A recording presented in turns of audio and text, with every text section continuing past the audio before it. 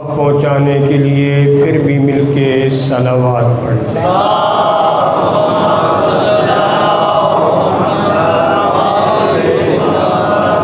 بہت سارے مومنین و مومنات مریض ہیں، ان کی دعاؤں کی اپیل ہے، ان کی شفا یابی کے لیے مل کے صلوات۔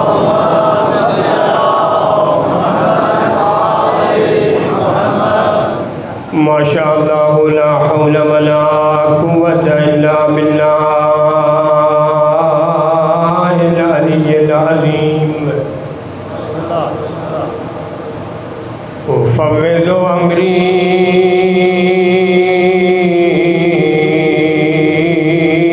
الی اللہ ان اللہ بصیر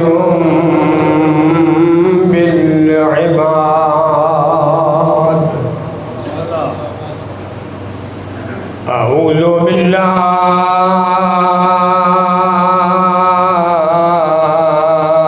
من الشیطان الرجیم، بسم اللہ الرحمن الرحیم۔ الحمد للہ رب العالمین،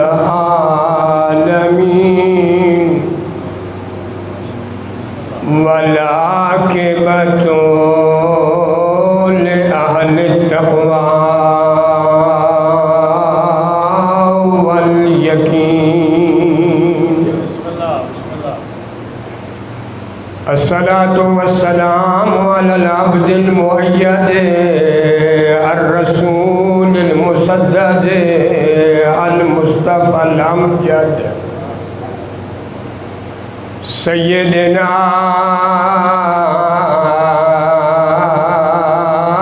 ونبينا وشفيع ذنوبنا وطبيب قلوبنا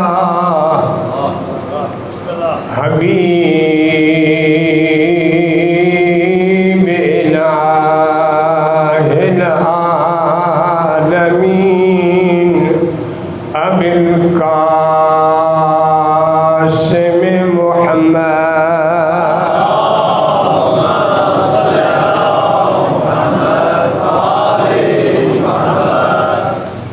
وعلى أهل بيته الطيبين الطاهرين المعصومين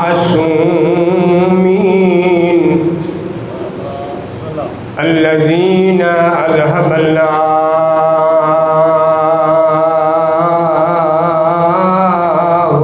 عنهم الرجس وطهرهم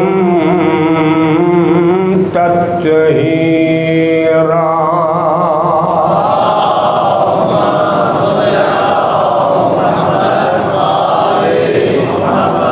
ولعنة الله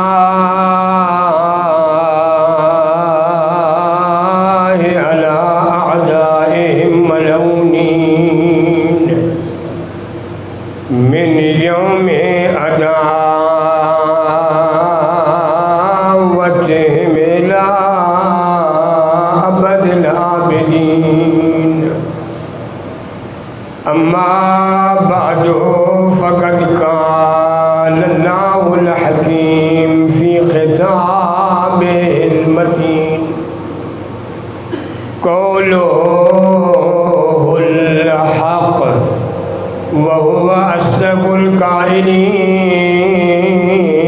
بسم الله الرحمن الرحيم۔ قل لا أسألكم عليه أجرا إلا المودة في القربى ومن يقترف حسنة نزد له فيها حسنا ان اللہ غفور شکور۔ نعرہ تکبیر، نعرہ تکبیر، نعرہ رسالت، نعرہ رسالت، نعرہ حیدری، نعرہ حیدری، حسینیت، حسینیت، یزیدیت، یزیدیت، بآواز بلند صلوات۔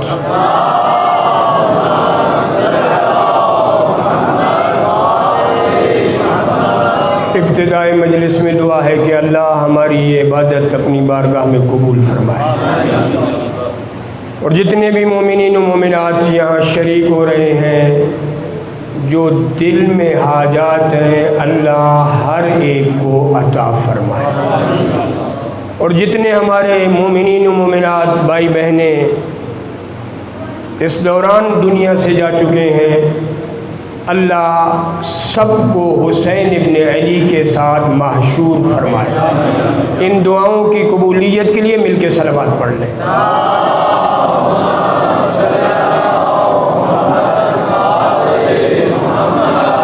ارشاد رب العزت ہے سورہ شورا میں،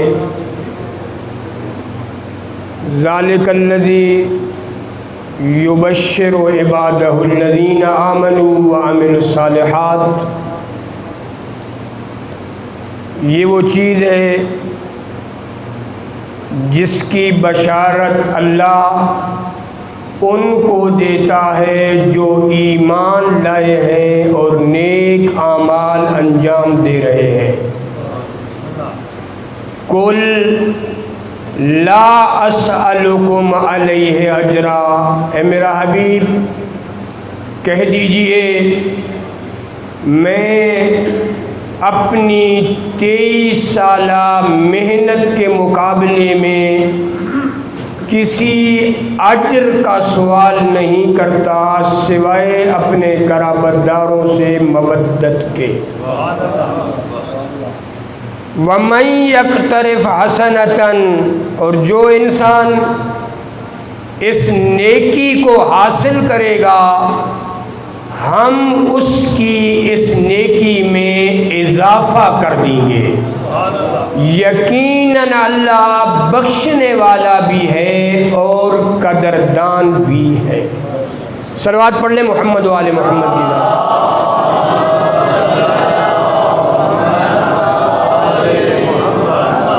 تو سامعین محترم، یہ وہ آیہ مجیدہ ہے جس کے ضمن میں ہم نے گفتگو کرنی ہے، اور یہ آیت آپ کئی مرتبہ سن چکے ہیں اور ذہنوں میں بھی ہے، اور میرے عزیزوں کو یہ یاد بھی ہے، اس لیے کہ اس آیت کے بغیر شیعہ کا گزارا ہے ہی نہیں، اس لیے کہ شیعہ خیر البریہ سب سے پہلے رب کائنات کو مانتا ہے، اس کے بعد اس کے رسول کی رسالت کا اعلان کرتا ہے، اور پھر یہاں نہیں رکتا بلکہ اس سے بڑھ کے جو اللہ نے اپنے رسول سے مطالبہ کروایا تھا وہ علی ولی اللہ بھی پڑھتا ہے۔ توجہ ہے نا؟ لہذا اس موضوع پہ بہت کچھ پڑھا بھی جا چکا ہے اور آپ نے سنا بھی ہے، لیکن میں اپنے انداز سے بیان کرنے کی کوشش کروں گا، لیکن ایک روایت پڑھنے کی مجھے اجازت اگر دیں تو میں اس سے پہلے یہ روایت پڑھ دوں تاکہ آپ کے ذہن جو ہے تھوڑے اس مجلس والی عبادت کو بھی سمجھ جائیں۔ توجہ ہے نا؟ کتنی بڑی عبادت ہے یہ مجلس، شاید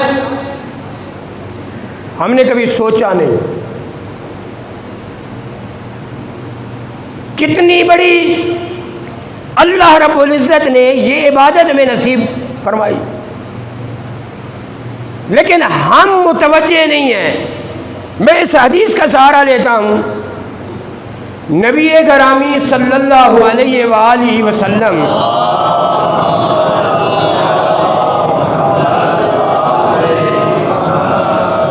اپنے زمانے میں صحابہ میں بیٹھے ہوئے ہیں۔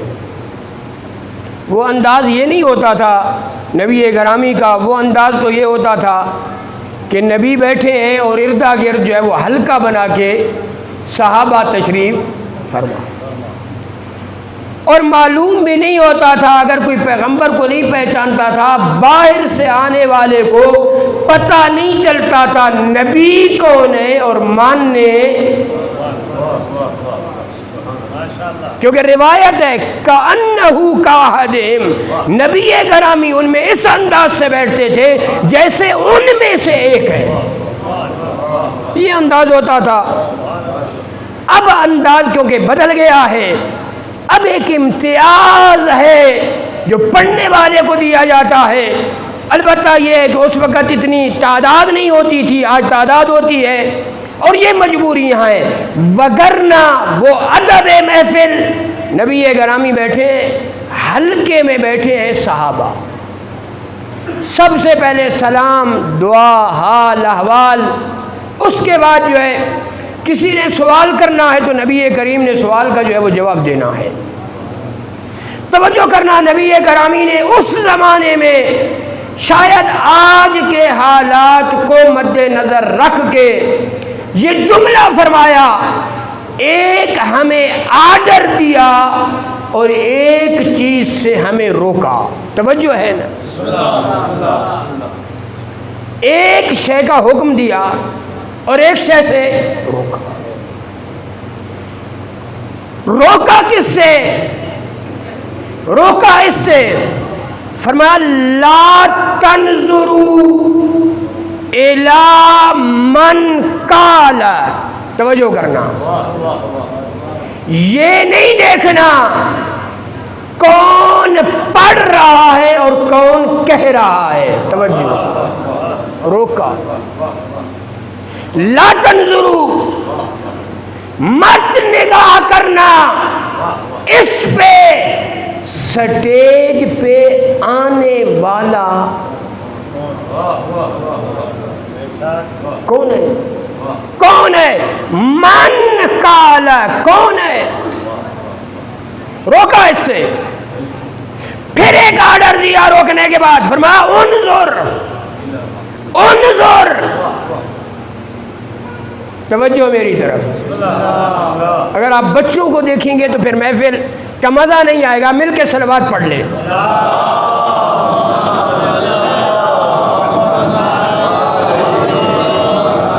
بڑی سے بڑی بات بندہ کر رہا ہوتا ہے نا تو وہ ضائع ہو جاتی ہے جب انسان اپنے ذہن کو ہٹاتا ہے۔ لہذا ذہن میری طرف ہونے چاہیے، جو میں نے خالص باتیں بتانی ہے وہ ذہن میں رہنا۔ کیا فرمایا؟ لا تنظروا الی من قال، نہ دیکھ اس کو جو کہہ رہا ہے، جو پڑھ رہا ہے۔ نگاہ پڑھنے والے پہ نہیں ہونی چاہیے، نگاہ اس کے مشہور ہونے پہ نہیں ہونی چاہیے، نگاہ اس کے نامی گرامی ہونے پہ نہیں ہونی چاہیے، نگاہ اس کے بلند قد و قامت ہونے والے پہ نہیں ہونی چاہیے۔ کیا ہونا چاہیے؟ بل انظر الی ما قال، دیکھنا یہ ہے وہ پڑھ کیا رہا ہے۔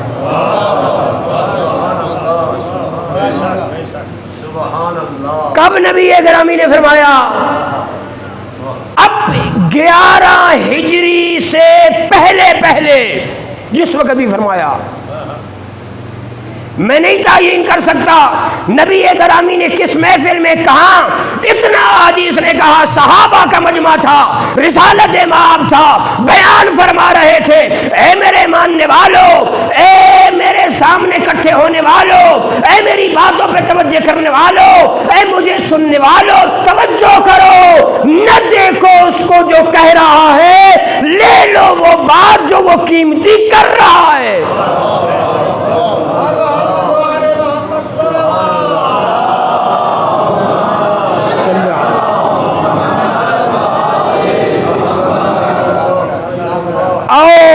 آج اپنی محفلوں کو دیکھے ہو، کبھی نبی گرامی نے آج کے شاید اس زمانے کو دیکھتے ہوئے فرمایا تھا ایک زمانہ آئے گا مجلس سننے والا مجلس کے لیے نہیں آئے گا۔ کس لیے آئے گا؟ پڑھنے والا کون ہے؟ یہاں تو محدود مجالس ہوتی ہیں نا، ہم پنجاب میں دیکھتے ہیں اصلاً سلیقہ ہو گیا ہے مجلس میں کس کو سننا ہے اور کس کو میں نے اپریشیٹ کرنا ہے اور کس کے لیے میں نے خاموش رہنا ہے، کس کی محفل میں میں نے نعرہ لگانا ہے اور کس کی محفل میں میں نے کس کی محفل میں میں نے رونا ہے۔ بس میرا رونا، میرے نعرے لگانا، میرا مجلس میں بیٹھنا، میرا مجلس میں آنا، یہ سارا کچھ کس لیے ہو گیا؟ کس لیے ہو گیا؟ میرے عزیزو آج ذرا اس پہ متوجہ ہو جاؤ اور میرے ساتھ چلو، آؤ میں آپ کو سناتا ہوں نبی گرامی، اب وہ وقت بھی آتا ہے، کبھی یہ بھی فرماتے ہیں، یہی صحابہ کا مجموعہ تھا، ایک زمانہ آئے گا بڑی نمازیں ہوں گی، بڑے بڑے روزہ دار ہوں گے، بڑے بڑے حاجی ہوں گے، بڑے بڑے جہادی ہوں گے، مسجدیں بھری ہوں گی، تل ٹھرنے کی جگہ مسجدوں میں نہیں ملیں ہوں گی، آذانوں پہ لبیک کہنے والے ہوں گے، بڑی بڑی اقامتیں سروں میں دینے والے ہوں گے، لیکن اللہ کا خوف نہیں ہوگا۔ بڑی بڑی دنیا ہوگی، یہ ساری چیزیں ہوں گی، لیکن ان میں ایمان نہیں ہوگا۔ اب توجہ کرنا، صحابہ نے پوچھا یا رسول اللہ، ہم اس زمانے کو دیکھتے تو حیران ہوتے ہیں، ایسا زمانہ آئے گا نمازی زیادہ ہوں گے، روزہ دار زیادہ ہوں گے، حاجی زیادہ ہوں گے، جہادی زیادہ ہوں گے، یہ سارا کچھ ہوگا، لیکن ایمان نہیں ہوگا، یہ کیا وجہ ہے؟ تو فرمایا دو چیزیں عام ہوں گی، ایک نیکی کا حکم دینا چھوڑ دیں گے، برائی سے روکنا بھی چھوڑ۔ مولانا نے موضوع یہی چھیڑا ہے نا کہ امام حسین نکلے ہیں تو فرمایا انی لم اخرج عشرا ولا بطرا ولا مفسدا ولا ظالما بل انما خرجت لطلب الاصلاح فی امت جدی، اور پھر یہاں آگے وَأَنْ أُرِيدَ أَنْ آمُرَ بِالْمَعْرُوفِ وَأَنْهَىٰ عَنِ الْمُنْكَرِ، میں مدینہ چھوڑ کے کربلا کیوں آباد کر رہا ہوں؟ میں ان یزیدیوں کو نیکی کا حکم دینا چاہتا ہوں، برائی سے۔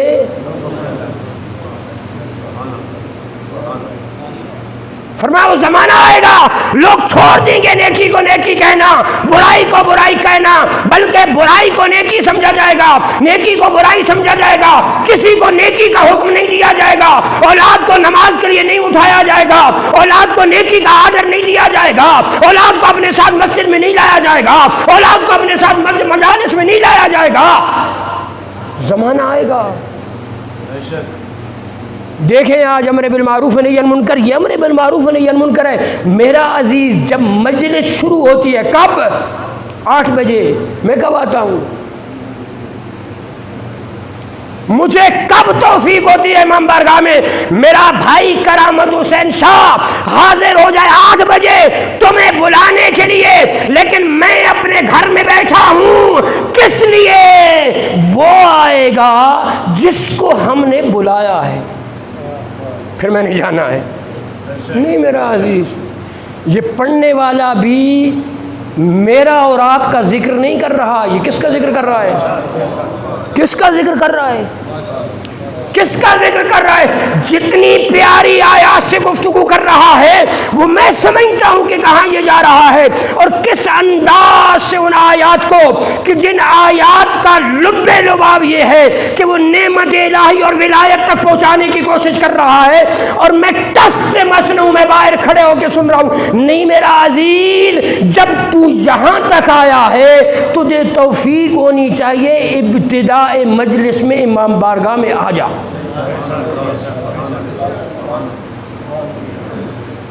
میرے لیے نہ، میں کل پہلے پڑھ لوں گا، اس لیے کہ میں نہیں کچھ، اگر ہم ہیں تو قرآن کے صدقے میں کچھ ہیں یا آل محمد کے صدقے میں کچھ ہیں، ورنہ ہماری باتوں کی اہمیت نہیں۔ کیوں آپ سننے کے لیے ہمیں آتے ہیں؟ اس لیے آتے ہیں کہ میں قرآن پڑھتا ہوں، میں روایات پڑھتا ہوں، تو وہ بھی پڑھ رہے ہیں۔ تلاوت قرآن کرنے والا اللہ کی کتاب کی تلاوت کر رہا ہے، کیوں نہ ہو؟ میں ابتدائے محفل میں آ جاؤں، پڑھنے والوں کو جو ہے خوش آمدید کہوں، آ کے ان کے سامنے سبحان اللہ کہوں، آؤں اس کی مجلس کو جو ہے وہ سنوں اور اس پہ توجہ کہ ممکن ہے مجھے مجلس میں ایک ایسا نقطہ مل جائے جو میری زندگی کو بدل دے۔ اور ہوتا ہے میرے عزیزوں، بڑے بڑے علماء سے بعض اوقات کچھ نہیں ملتا، حقیقت مان لو، سب کو چیک کیا ہے، کوئی کدھر جا رہا ہے، کوئی کدھر جا رہا ہے، کوئی کدھر جائے گا، کوئی قرآن کی تفسیر اپنی مرضی سے، کوئی حدیث کا معنی اپنی مرضی سے، کوئی اپنے مقصد کے لیے عوام کو لے کے آ رہا ہے۔ ایک بات ہے جو سمجھنی ہے، اور وہ یہ ہے قرآن بھی ویسا سکھاؤ جیسے آل محمد نے بیان کیا ہے، اپنی مرضی کا قرآن نہیں۔ اب یہاں سے ہم مجلس کا آغاز کرتے ہیں، تلاوت کلام سے آغاز کرتے ہیں۔ مجھے اور آپ کو چاہیے، آج میرا مطالبہ ہے آپ سے، ہر میرا جوان، ہر میرا بزرگ، ہر بچہ ابتدا سے 8 بجے ہوں، بلانا نہ پڑے، اس لیے کہ حسین کی مجلس کے لیے کسی کو بلانے کی ضرورت ہی نہیں ہے۔ حقیقت یہ وہ ایام ہیں جہاں تیری انتظار میں زہرا کھڑی ہوتی ہے۔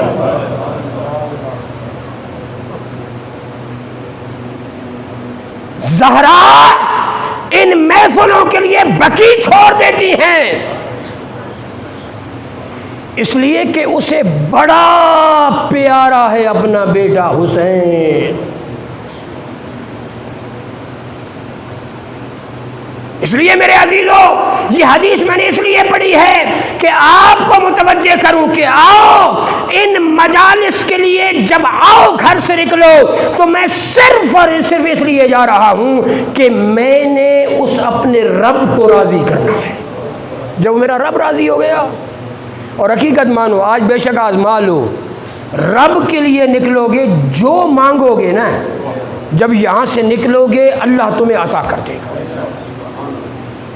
چاہے وہ جو کچھ مانگنا ہے آپ نے، وہ آپ کی مرضی ہے، آپ نے کیا مانگنا ہے۔ مجلس میں رونا مانگنا ہے، مجلس میں فضائل پڑھتے ہوئے نعرے لگانے کو مانگنا ہے، مجلس میں سننے کو مانگنا ہے، اپنے کانوں کو متوجہ کرنے کو مانگنا ہے، مجلس میں آنے کی توفیق کو مانگنا ہے، مجلس کرانے کی توفیق کو مانگنا ہے۔ میں نے کیا مانگنا ہے وہ مجھے پتا ہے، لیکن اللہ رب العزت انہی محفلوں میں بہت کچھ دیتا ہے، اور بڑے لوگوں کو اللہ نے دیا ہے۔ اس لیے اس حدیث کے ساتھ آغاز کر رہا ہوں اور توجہ دلا رہا ہوں کہ آؤ عظمت حسین کو دل میں بساؤ۔ کتنا عظیم ہے، تھوڑا اس طرح متوجہ کر دوں، کتنا عظمت والا ہے۔ نبی گرامی نے فرمایا لما عرج بی الی السماء رأیت علی یمین العرش مکتوبا ان الحسین مصباح الہدی و سفینۃ النجات۔ نبی گرامی فرماتے ہیں جب مجھے اللہ معراج پہ لے گیا، بڑی لمبی ڈیٹیل ہے معراج کی، نبی گرامی نے معراج کیا، اللہ لے گیا، کہاں تک لے گیا؟ وہاں تک لے گیا جہاں کعبہ قوسین کا فاصلہ رہ گیا تھا، اٹھایا زمین سے لے گیا عرش اللہ پہ۔ اب اس عرش پہ نبی گرامی نے پڑھا ہے اور ہمیں بتایا ہے، نبی گرامی نے فرمایا میں نے عرش پہ نگاہ کی تو عرش پہ میں نے لکھا ہوا دیکھا حسین وہ ہے جو ہدایت کا چراغ ہے اور نجات کی کشتی ہے۔ یہ جملہ سمجھنا ہے کہاں لکھا ہوا ہے، عرش الہی پہ لکھا ہوا ہے، پڑھنے والا تیرا نبی ہے، بیان کرنے والا تیرا نبی ہے، نہ معلوم اللہ نے کب سے عرش الہی پہ حسین کا نام لکھوایا ہے۔ کتنی بڑی عظمت ہے حسین ابن علی کو، جب سے عرش لکھا ہوا ہے کہ حسین وہ ہے جو ہدایت کا چراغ ہے۔ اس کا مطلب ہے میری محفل یہ روشنی ہونی چاہیے ہدایت کی، آنے والا نیت کر کے آئے محفل حسین میں جا رہا ہوں ہدایت لینے کے لیے، اور اٹھے تو اپنے ساتھ ہدایت لے کے آنے والا ہے۔ میں نے ساحل پہ نہیں کھڑا ہونا، میں نے امام بارگاہ کے باہر نہیں کھڑا ہونا، ساحل پہ کشتی کی تعریف کرنے والا کامیاب۔ توجہ ہے میری باتوں میں؟ ساحل پہ بندہ کھڑا ہو جائے کہ بڑی کشتی ہے، زبردست کشتی ہے، بہت زبردست چلتی ہے، بڑی ڈیکوریشن والی ہے، بڑی ہے، یہ سارا کچھ کہتا رہے، جب تک کشتی پہ سوار نہیں ہوگا وہ نجات پانے کے لیے کشتی میں سوار ہونا۔ اور اول محرم سے حسین کی کشتی دریا میں چل چکی ہے، کون آتا ہے اس کشتی پہ سوار ہونے کے لیے؟ جو سوار ہو گیا پھر رکے گی یہ نہیں کشتی، گزرے گی قبر سے، گزرے گی برزخ سے، گزرے گی محشر سے، گزرے گی میزان سے، گزرے گی صراط سے، کہاں پہنچے گی؟ سیدھی وہاں جائے گی جہاں کا سردار حسین ابن علی ہے۔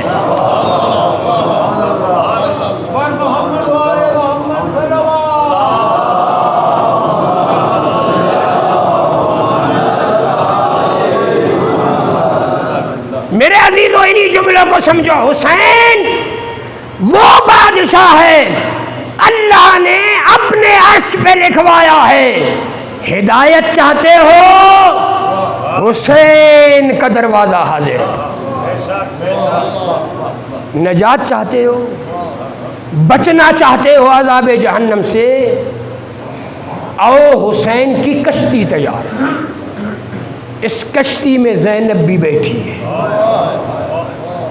اس کشتی میں ایک کونے میں سکینہ بھی بیٹھی ہے، یہ کشتی ہے، میں نے اور آپ نے اس میں سوار ہونا ہے، سوار ہونے کے لیے پڑھنا ہے بسم اللہ ہے مجریہا و مرساہا ان ربی لغفور الرحیم، وہی جملے جو میرے نو نے کہے تھے اور اللہ نے نقل کی ہیں کہ میں اللہ کے نام سے چل رہا ہوں، اس کشتی نے اگر لنگر انداز ہونا ہے تو اللہ کے نام سے، اگر چلنا ہے تو اللہ کے نام سے۔ حسین کی کشتی بھی چل رہی ہے، اسی انداز سے چل رہی ہے، وہ نام الہی لے کے چلی ہے۔ یہی تو وجہ ہے کہ حسین ابن علی نے ہر موڑ میں اپنے رب کو یاد کیا ہے، ہر موڑ میں اپنے پروردگار کو یاد کیا ہے۔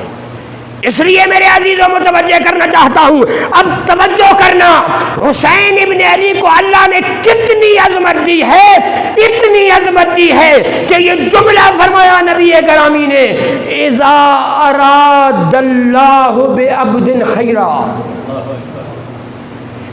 قذف فی قلبہ حب الحسین۔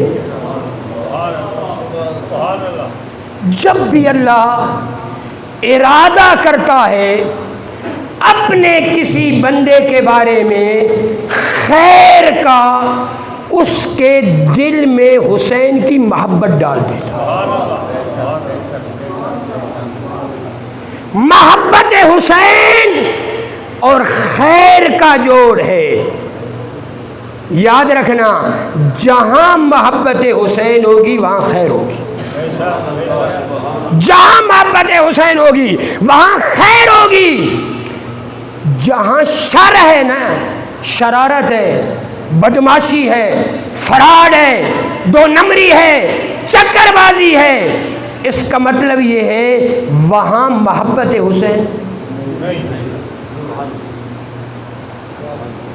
کمال یہ ہے، اللہ رب العزت بندے کے ساتھ اگر بھلائی چاہتا ہے دل میں محبت حسین کو ڈال دیتا ہے۔ اب توجہ کرنا، ہم جنازہ پڑھتے ہیں نا، پڑھا ہے کبھی جنازہ؟ جن جن نے پڑھا ہے وہ مل کے صلوات پڑھ لیں۔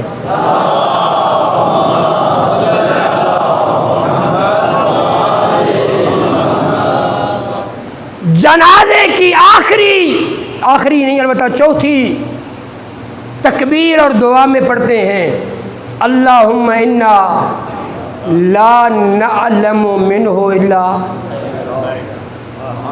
ہے نا سب کے ذہن میں، وَأَنْتَ عَالَمُ بِهِ مِنَّا، یہ جملہ ہم کہتے ہیں نا، کیا میرا اللہ، میں جنازہ پڑھنے والا اعلان کر رہا ہوں، ہم نہیں جانتے اس پڑے ہوئے میت کے بارے میں مگر خیر۔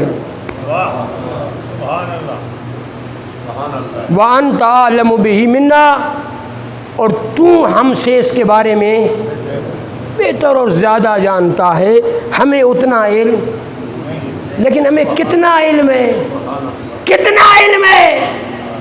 خیر کا علم۔ اچھا مزے کی بات یہ ہے، کچھ میت ایسے ہوتے ہیں پتہ ہے زندگی میں اس نے کوئی نیک کام، کیا خیال ہے یا نہیں؟ ایسا ہوتا ہے یا نہیں جی؟ یہ کوئی انہونی بات، ویسے آپ ڈر رہے ہیں، پتہ نہیں کیوں نہیں میرے ساتھ بولتے، حالانکہ بولنا چاہیے آپ کو۔ انہی باتوں کو سمجھانا ہے اصل سٹیج سے میرے عزیزوں، ان کو سمجھا کرو۔ میں پڑھ رہا ہوں تو کیا، میں جملے ادا کر رہا ہوں تو کیا، اب توجہ کرنا، میں تو یہ کہتا ہوں اس لیے جنازہ مہم ہے پڑھنا، بعد میں گھر میں آ کے تعزیت پیش کرنا یہ اتنا مہم کیوں؟ اس لیے کہ جنازے میں مجھے اللہ نے بلایا ہے، تو دینے اس میت کے بارے میں گواہی، میں تیری گواہی کے مطابق سے بخش دوں۔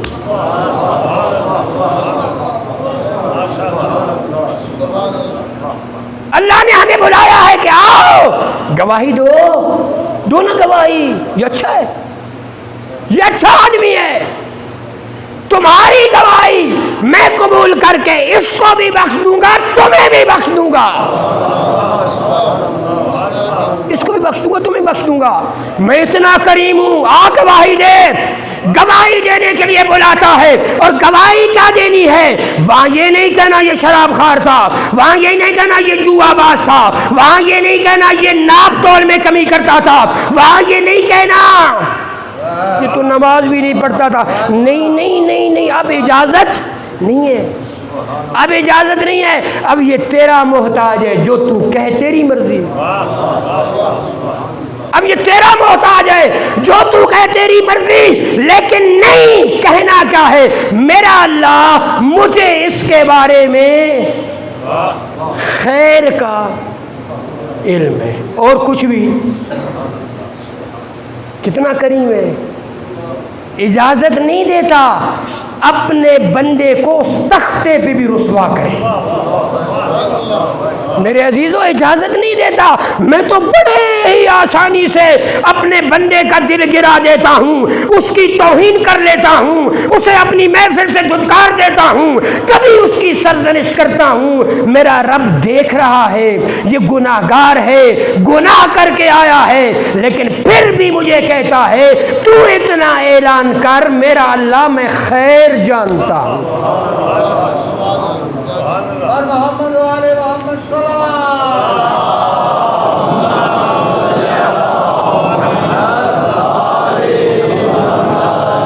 اب سوال یہ خیر ہے کیا؟ یہ خیر کیا چیز ہے جس کا میں اعلان کر رہا ہوں؟ تو روایتوں میں یہ موجود ہے کہ خیر کا مطلب یہ ہے کہ میں اس کے بارے میں اتنا جانتا ہوں، تھا تو گناہگار لیکن ولایت علی رکھنے والا۔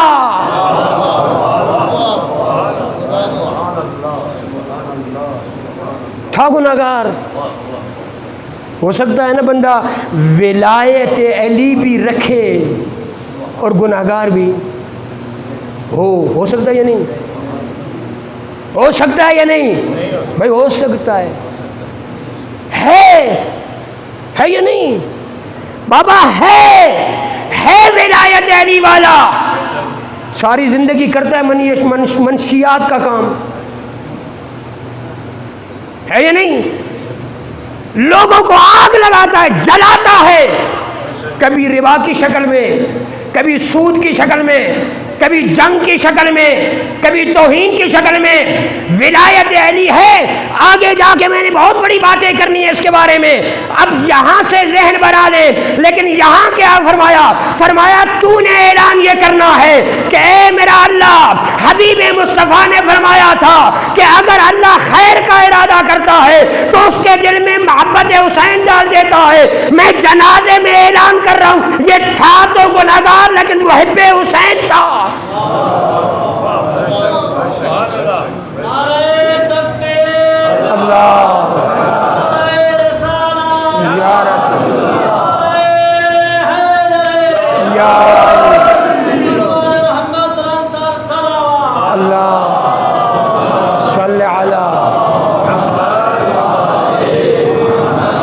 مرحبا بناصرنا، کوئی تو آیا نا، کم از کم اس نے کوئی تکبیر کا اعلان کیا۔ اللہ رب العزت کی زبان میں اثر ڈالے۔ میرے عزیزو یہ بھی ایک کام ہوتا ہے، توجہ کرنا۔ اب یہاں تک میں پہنچ گیا، اللہ رب العزت کیا کہتا ہے؟ فرماتا ہے جس سے اچھائی کا ارادہ اس کے دل میں محبت حسین کو ڈال دیتا ہے۔ محبت حسین تدریجی نہیں آتی، ادھر سے اللہ رب العزت نے ارادہ کیا اچھائی کا، ادھر سے پورا وجود محب حسین بن گیا۔ اس کے جز سے، بدن سے صدا آتی ہے تو یا حسین، اس لیے کہ میرے اللہ نے یہ ارادہ کر لیا ہے کہ اسے میں نے بنانا ہے محب حسین، اسے میں نے لانا ہے حسین کی محفل میں، اسے میں نے سوار کرنا ہے حسین کی کشتی میں۔ کس کو سوار کرنا چاہتا ہے؟ اب سارے آئے ہیں سوار ہونے کے لیے، اور اللہ کرے کہ عاشور تک ایسے سوار ہوں، اور عاشور کے بعد اپنے اندر حس کریں کہ میرے اللہ نے مجھے نجات دے دی ہے۔ اے ماتمی، اے نوح خان، توجہ کیا کر، یہ تیرا خلوص جو حسین کی محفل میں نظر آتا ہے یہ کوئی عام چیز نہیں ہے۔ اگر اللہ کا ارادہ خیر کا نہ ہوتا تیری زبان سے گانے نکل سکتے تھے، نوحہ نہیں نکل سکتا۔ کیوں دعا پڑھ رہا ہوں؟ اس لیے کہ میرے اللہ نے میرے دل میں حسین کی محبت کو ایجاد کر دیا ہے۔ اب پھر روایت آگے چلتی ہے کہ اذا اراد اللہ بعبد خیرا قذف فی قلبی حب الحسین وزیارت الحسین۔ صرف دل والی محبت نہیں، اب اسے اٹھاتا ہے کربلا لے جاتا ہے۔ میں تجھے وہ مرکز دکھاؤں جہاں حسین کا کڑیل جوان سویا ہوا ہے۔ اب میرے رب کائنات کے کام ہے نا، کتنی دنیا کربلا جا رہی ہے، غریب سے غریب پیسے جمع کر کے جا رہا ہے، اس لیے کہ اللہ نے اس سے بھلائی کا ارادہ کر لیا ہے۔ اس نے جانا ہے زیارت کے لیے، جیسے بھی جائے گا۔ کل زیارت پہ جاتے تھے، ہاتھ کٹواتے تھے، زبانیں کٹواتے تھے، پاؤں کٹواتے تھے۔ آج تو جاتا ہے، تیرے سامنے کتنے میزبان کھڑے ہوتے ہیں، حسین کا مہمان آ گیا۔ کتنی دنیا تیرے سامنے لائن لگا کے ہاتھوں میں طبق اٹھا کے آ حسین کی زیارت کرنے والا۔ یہی تو وجہ ہے، بس یہ روایت پڑھ کے میں صاحب پڑھتا ہوں اور ختم کر رہا ہوں محفل کو۔ یہی تو وجہ ہے، روایتیں یہ کہتی ہیں ایک ٹائم ہوگا قیامت میں زہرا براق پہ سوار ہو کے آئیں گی۔ کیا جمال ہوگا، کیا جلال ہوگا خاتون جنت کا۔ مرحوم آیت اللہ دست غیب شیرازی نے سید الشہداء کتاب کے اندر لکھا ہے، زہرائے مرضیہ محشر میں وارد ہوں گی، اپنی براق پہ سوار ہوں گی، اور زہرا کے ہاتھوں میں پرچیاں ہوں گی، یہ پرچیاں گرا رہی ہوں گی۔ یہ پرچیاں زہرا کی اس براق سے نیچے گر رہی ہوں گی۔ اب اٹھانے والے اٹھائیں گے، ان پہ لکھا ہوا ہوگا امان للزوار الحسین۔ آج کا دن جو بڑا کٹھن دن ہے، لیکن زائر حسینی کو امن ہے۔ وہاں پتہ چلے گا میری حسین سے محبت کا، حسین کی زیارت کا۔ یہی وجہ ہے کہ توجہ کرنا، اگلا جملہ یہ ہے، ایک مرتبہ نادی ندا دے گا معاشر میں، ندا یہ ہوگی این زوار و قبر الحسین، حسین کی قبر کی زیارت کرنے والے کہاں ہیں؟ آواز آئے گی معاشر میں، جہاں نفس نفسی کا عالم ہے، جہاں کسی کو کسی کا خیال نہیں ہوگا۔ توجہ کرنا، ندا دینے والا ندا دے گا این زوار و قبر الحسین، حسین کی قبر کی زیارت کرنے والے کہاں ہوں گے؟ روایت کہتی ہے فیقوم اناس کثیر، ایک بڑی تعداد لوگوں کی کھڑی ہو جائے گی، ایک بڑی تعداد لوگوں کی معاشر میں کھڑی ہو جائے گی۔ اب یہ کھڑے ہونے والے سارے زائر حسین ہوں گے۔ اب اللہ کی طرف سے منادی ندا دے گا، ان کو کہو خذو بید من احببتم وانطلقوا بہ الی الجنہ۔ اللہ کا آرڈر آئے گا، جس سے تو محبت کرتا ہے، چھان چھان کے یا معاشر میں اس کو اپنے ہاتھ میں پکڑ اور اسے جنت میں لے جا۔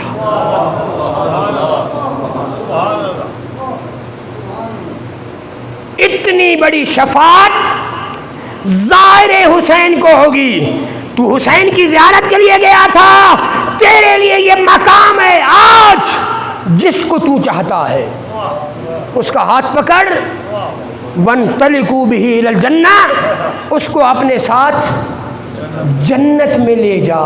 اس کا مطلب یہ ہے حسین کا زائر اس نے خود جنت میں نہیں جانا، بڑی دنیا کو اس نے جنت میں لے کے جانا ہے، لیکن وہی جائے گا جو حسین پہ ویسا روئے گا جیسے زہرا روئی ہے۔ کتنی روئی ہے زہرا،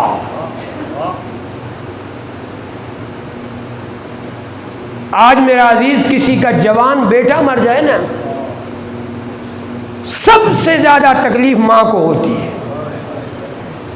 آج وہی زہرا کھڑی ہوتی ہے، کون آیا ہے میرے حسین کو رونے کے لیے، اور یہ جملے کہہ رہی ہوتی ہے، آؤ میں تمہیں شفاعت کا پروانہ دیتی ہوں، جنت کا پروانہ لینا ہے تو آؤ۔ اس لیے کہ کل میں نے کہا تھا نا، مجھے بہت زیادہ تکلیف ہے کہ میرے حسین پہ کوئی رونے والا ہوگا یا نہیں۔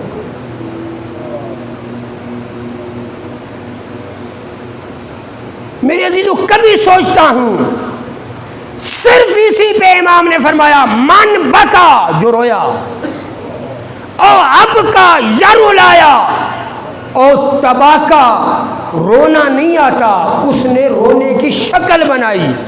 میرے امام نے فرمایا وجبت لہ الجنہ۔ کبھی سوچا ہے صرف رونے پہ جنت؟ اتنی عظمت حسین ابن علی کی ہے صرف رونے پہ، اس لیے رونے پہ حسین ابن علی نے اپنے لیے جان نہیں دی۔ میرے مولا نے فرمایا میں وہ ہوں جسے رولا رولا کے مارا گیا، کبھی اکبر کی لاش پہ، کبھی قاسم کی لاش پہ، ابھی انتظار کر رہے ہو، توجہ کرو، کبھی علی اصغر کی لاش پہ، انا قتیل الابرار، مجھے رولا رولا کے مارا گیا، ہر لاش پہ میں مرا ہوں، اس لیے کہ اکبر اگر شہید ہوئے، میرے استاد وحید خراسانی فرماتے تھے حسین ایک دفعہ شہید نہیں ہوا، اکبر شہید ہوئے تو حسین شہید ہوا، قاسم شہید ہوئے تو حسین شہید ہوئے، اونو محمد شہید ہوئے تو حسین شہید ہوئے، اس لیے کہ فرمایا انا قتیل الابرار، میں آنسوؤں کا کٹھا ہوا ہوں، مجھے نہیں سنے گا کوئی مومن لیکن وہ مجھ پہ آنسو بہائے گا۔ یہ میرے مولا حسین کا وعدہ ہے کہ کوئی بھی میرا ذکر سنے گا یقیناً مجھ پہ روئے گا۔ آج میرا عزیز تو نہیں روتا، یہ حسین کی دعا ہے جو تو رو رہا ہے۔ اس لیے میرے عزیزو، تاریخ یہی کہتی ہے 28 رجب تھی اور منظر کیا تھا، پورا مدینہ اداس ہے، گلیاں بھی غمگین نظر آتی ہیں، ہر طرف سناٹا ہے، کیوں؟ آج آل محمد مدینہ چھوڑ رہے ہیں۔ بڑا مشکل ہوتا ہے میرے عزیزوں، گھر کو چھوڑنا بڑا مشکل ہوتا ہے۔ حسین کو یاد تو آتا ہوگا، یہ وہ جگہ تھی جہاں میرا نانا مجھ سے پیار کرتا تھا، یہ وہ گلیاں ہیں جہاں سے ہم چلتے تھے، یہ وہ گلیاں ہیں جہاں نانا کندھے پہ سوار کر کے چلاتا تھا، یہ وہی گلیاں ہیں جن میں ہم اپنی ماں کے ساتھ بابے کی قبر پہ جاتے تھے۔ حسین ابن علی کو یاد تو آتا ہوگا، اور حسین ابن علی اس مدینہ کو چھوڑنے کے لیے تیار ہے۔ میں نے عرض کیا ہے کہ یاد رکھیں، روایت عجیب ہے، رات کا ٹائم ہے، لکھا ہے صاحب مقال مامغانی نے لکھا، رات کا ٹائم ہے، پیغمبر کا صحابی ہے، عروہ غفاری اس کا نام ہے، حالت یہ ہے کہ اس کے کانوں میں بادل کی گرج بھی نہیں سنائی دیتی، بادل گرج رہا ہو کتنا گرجتا ہے لیکن اسے سنائی نہیں دیتا تھا، لیکن ایک ٹائم رات کی تاریکی میں بستر سے اٹھ کے رونے لگ گیا۔ بچیوں نے پوچھا کیا ہوا ہے، کیوں رو رہا ہے؟ تو عرض کی مجھے مدینہ میں کچھ بیویوں کے رونے کی آواز آ رہی ہے۔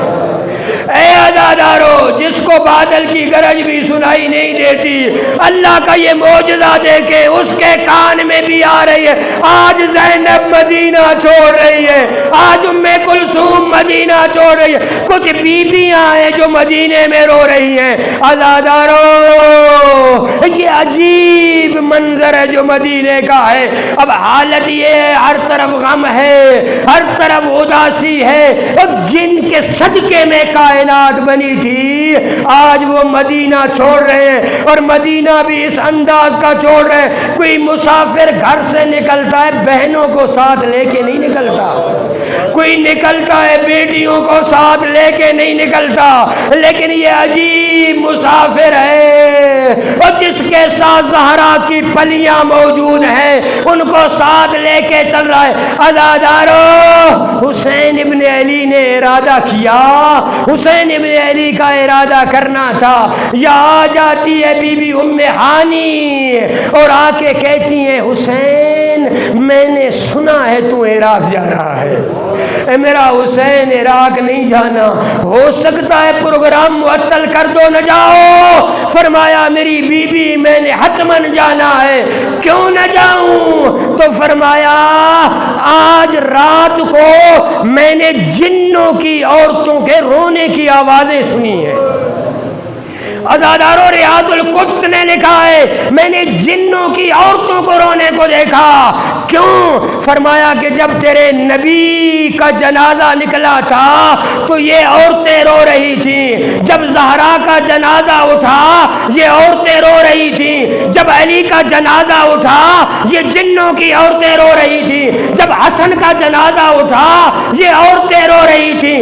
آج پھر میں نے ان کے رونے کی آواز سنی ہے۔ اے میرا حسین، مجھے یقین ہو گیا ہے تو نے کربلا میں مارا جانا ہے، لیکن میرے مولا نے کہا یہ اللہ کی مشیت ہے، میں نے مدینہ کو چھوڑنا ہے۔ بس بی بی کو تسلی دی، وہ وقت آیا، آ گئی وہ بی بی جس کو اللہ نے لمبی عمر دی تھی، شاید اس لیے دی تھی کہ وہ دیکھے حسین مدینہ کیسے چھوڑتا ہے۔ عصا کا سہارا لیے ام سلمہ آ گئی، آ کے کہتی ہے میرا بیٹا آیا تو چاہتا عراق جانے کو؟ میرے دل کو نہ جلا عراق جا کے، میرا بیٹا عراق کی طرف نہ جا۔ اور وہ یاد دلائی حدیث کہ مجھے رسالت مآب نے ایک مٹی دی تھی کہ اے میری ام سلمہ یہ مٹی محفوظ کر لے اور دیکھنا جب یہ خون ہو جائے سمجھ لینا میرا حسین کربلا میں مارا گیا۔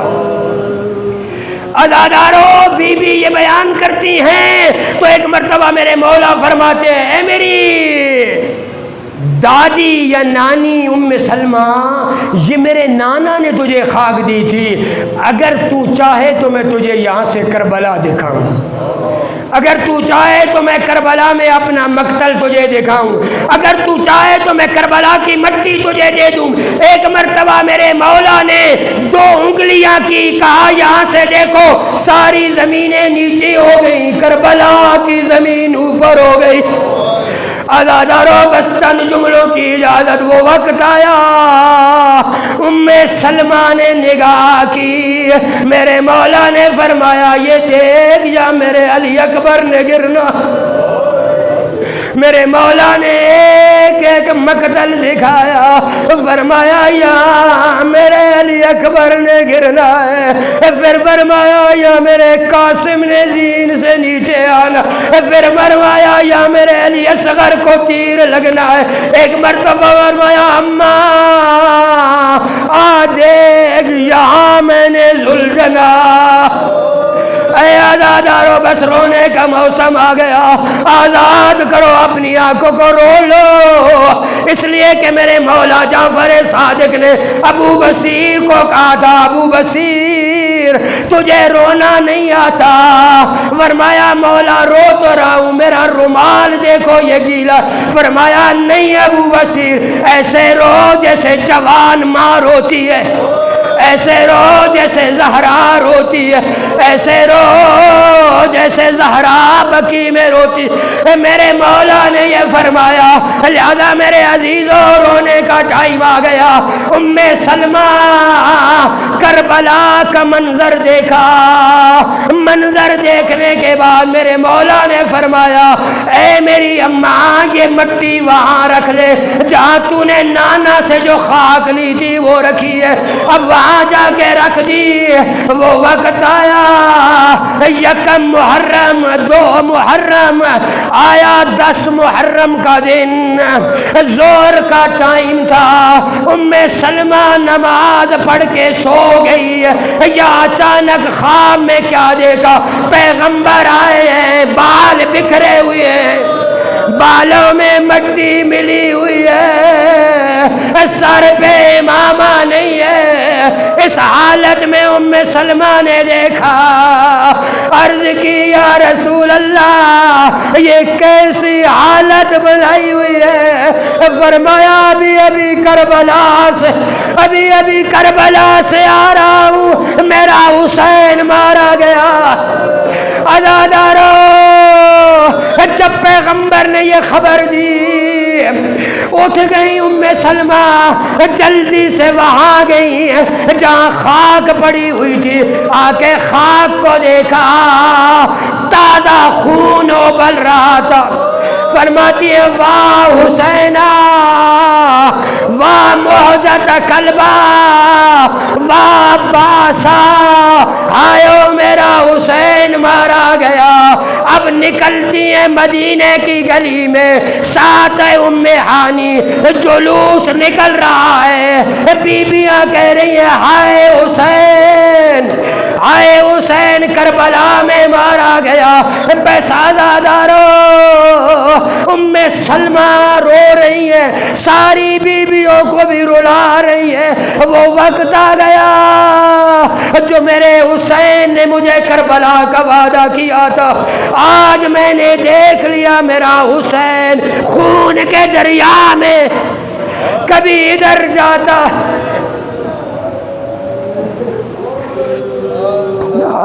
لعنت اللہ علی القوم الظالمین وسيعلم الذين ظلموا أي منقلب ينقلبون وآخر دعوانا الحمد لله رب العالمین۔ ماتم حسین۔